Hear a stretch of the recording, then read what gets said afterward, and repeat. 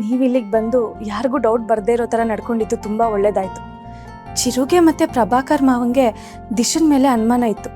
ಇದಿವಾಗ clear ಆಗಿರುತ್ತೆ. ಹೌದಮ್ಮ, ನಮ್ಮ ಮಗಳಿಗೋಸ್ಕರ ನಾನು ಸಲ ಏನು ಬೇಕಾದರೂ ಮಾಡೋಕ್ಕೆ ತಯಾರಾಗಿರ್ತೀವಿ. ಇಷ್ಟು ದಿನ ನೀನು ದೀಪನಿಗೆ ಜೊತೆಯಾಗಿದ್ದು ತುಂಬ ಸಹಾಯ ಮಾಡಿದ್ಯಾ. ಅದೇ ಥರ ದಿಶಾ ಆಗಿರೋ ನನ್ನ ಮಗಳಿಗೂ ಜೊತೆಯಾಗಿ ನಿಂತು ಸಹಾಯ ಮಾಡ್ಕೋಬೇಕು ಅಂತ ಕೇಳ್ತಾ ಇರ್ತೀನಿ. ಖಂಡಿತ. ದೀಪ ನಿಮಗೆ ಮಗಳಾದರೆ ನನಗೆ ಅವಳು ತಂಗಿ. ಅವಳ ಕೈನ ನಾನು ಯಾವತ್ತೂ ಬಿಡಲ್ಲ.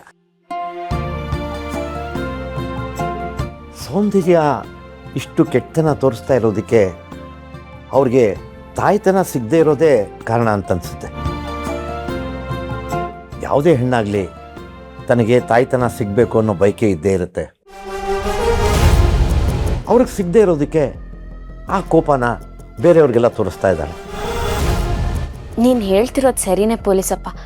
ನೆನ್ನೆ ನಾವು ಆಟ ಆಡುವಾಗ ಹಸ್ಬೆಂಡ್ಗೆ ಅವ್ರ ಅತ್ತಿಗೆಗೆ ಮಗು ಆಗೋದೇ ಒಳ್ಳೇದು ಅಂತ ಹೇಳಿದ್ದೀನಿ.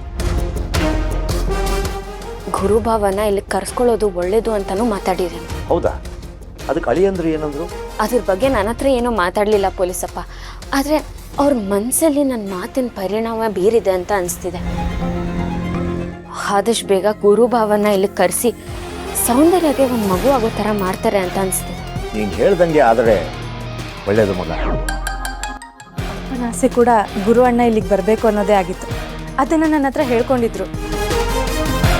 ಆದರೆ ಅದೇ ಟೈಮಿಗೆ ಅಪ್ಪಂಗೆ ಹೀಗೆಲ್ಲ ಆಗೋಯ್ತು. ಗುರುಭಾವ ಇಲ್ಲಿ ಬರೋದಕ್ಕೂ ಮಾವನಿಗೆ ಸೌಂದರ್ಯ ರೀತಿ ಮಾಡಿದ್ದಕ್ಕೂ ಏನಾದರೂ ಸಂಬಂಧ ಇದೆಯಾ? ದಿಶಾ, ಹಾಂ, ನೀನು ಅಪ್ಪನ ಜೊತೆ ಮಾತಾಡ್ತಿರೋ. ವತ್ಸಲ ಆಂಟಿ ರೆಡಿಯಾಗಿದ್ದಾರಾ ಅಂತ ನೋಡ್ತೀನಿ. ಸರಿ ಅಕ್ಕ.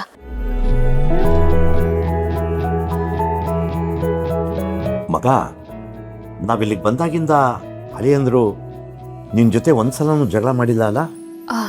ಇಲ್ಲ ಪೊಲೀಸಪ್ಪ, ನನ್ನ ಜೊತೆ ಜಗಳ ಆಡ್ತಿಲ್ಲ.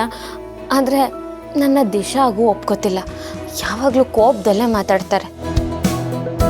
ನೀವೇ ಮನೆಗೆ ಬಂದಾಗಿಂದ ನೋಡ್ತಿದ್ದೀರಲ್ವ, ಅವ್ರು ಯಾವತ್ತಾದ್ರೂ ನನ್ನ ಜೊತೆ ಖುಷಿಯಾಗಿ 4 ಮಾತಾಡಿದಾರಾ?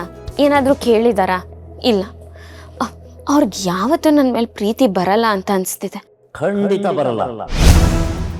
ಈ ಜನ್ಮದಲ್ಲಿ ಅಳಿಯಂದ್ರು ಒಪ್ಪೋದು, ಪ್ರೀತಿಸೋದು ಒಬ್ಬಳನ್ನೇ, ದಿಶನ್ನಲ್ಲ, ದೀಪನ್ನ. ಹಾಗಾದರೆ ದಿಶಾ ಆಗಿ ಅವ್ರನ್ನ ಒಲಿಸ್ಕೊಳ್ಳೋಕ್ಕೆ ನಾನು ಏನು ಮಾಡಬೇಕು ಪೊಲೀಸಪ್ಪ? ದಿಶಾ ಆಗಿ ನಿನ್ನ ಕರ್ತವ್ಯ ಮುಗಿಸಿ ಮತ್ತೆ ದೀಪ ಆಗಿ ಅಳಿಯಂದ್ರು ಮತ್ತೆ ಈ ಮನೆಯವ್ರ ಮುಂದೆ ಬಂದು ನಿಲ್ಲಬೇಕು. ಆಗ ಮಾತ್ರ ನೀನು ನಿನ್ನ ಗಂಡನ ಪ್ರೀತಿ ಗಳಿಸ್ಕೊಳ್ಳೋದಕ್ಕೆ ಸಾಧ್ಯ. ಸರಿ ಪೊಲೀಸಪ್ಪ, ನಿನ್ನ ಮಾತನ್ನ ನಾನು ನೆನ್ಪಿಟ್ಕೊಂಡಿರ್ತೀನಿ.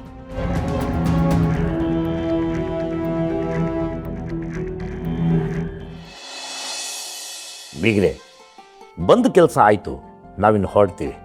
ಬೆಲೆ, when my daughter is here there is no fear.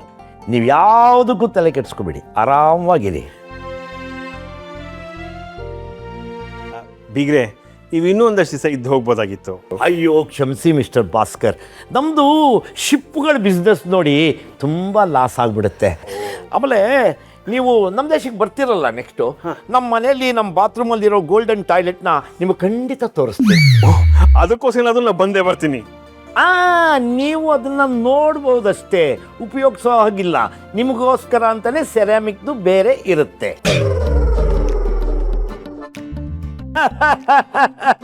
ಮಗ,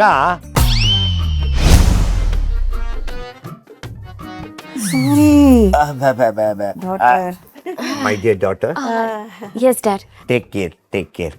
ಶೋರ್ ಡ್ಯಾಡ್, ಯು ಟು. ಸನಿಲ್ಲ, ಯಾವುದೇ ಕಾರಣಕ್ಕೂ ನನ್ನ ಮಗಳ ಕೈ ಬಿಡಬೇಡಿ.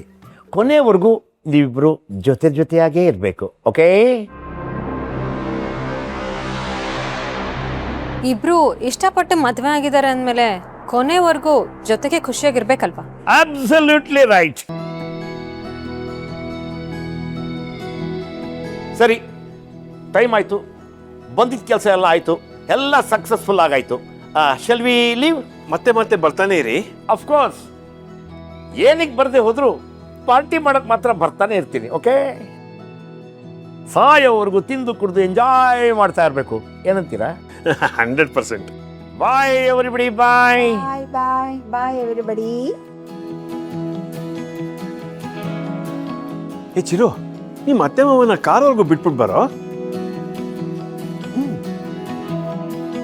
ಹೋಗು ಚಿರು.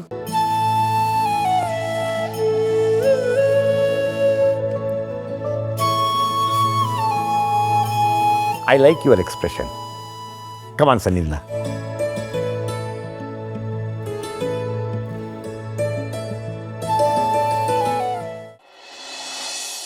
ಇದೇನಿದು?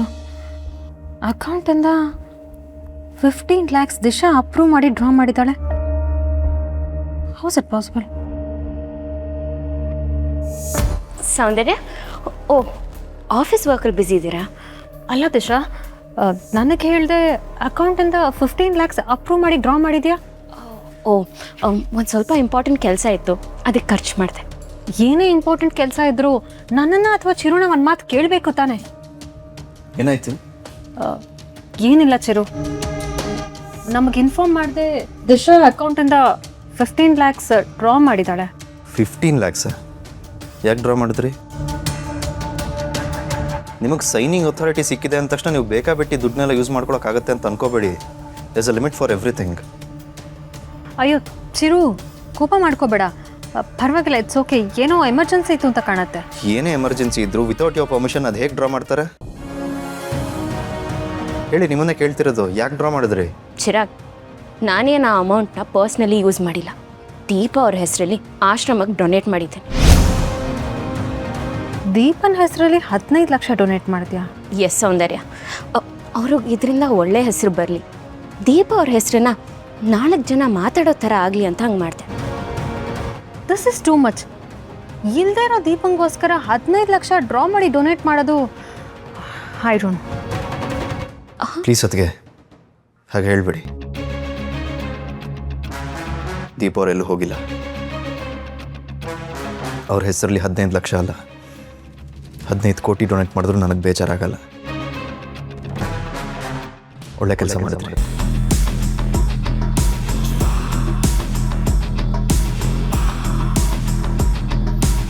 ದಿಶಾ, ನೀನು ಚಿರುನ ಖುಷಿ ಪಡ್ಸೋಕ್ಕೆ, ಅವನನ್ನು ಇಂಪ್ರೆಸ್ ಮಾಡೋದಕ್ಕೆ ಇದೆಲ್ಲ ಮಾಡ್ತಿದ್ಯಾ?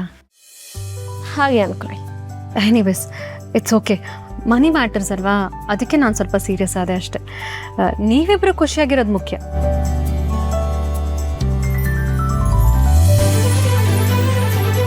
ಮೊದಲನೇ ಸಲ ನನ್ನ ಹಸ್ಬೆಂಡ್ ನನ್ನನ್ನು ಹೊಗಳಿದ್ರು, ಅದು ದೀಪನ ವಿಷಯಕ್ಕೆ. ನನಗೆ ಎಷ್ಟು ಖುಷಿ ಆಗ್ತಿದೆ ಗೊತ್ತಾ? ಒಂದು ವೇಳೆ ನಾನೇ ದೀಪ ಅನ್ನೋ ಸತ್ಯ ಅವ್ರಿಗೆ ಗೊತ್ತಾದರೆ ಅದು ಎಷ್ಟು ಖುಷಿ ಪಡ್ತಾರೋ.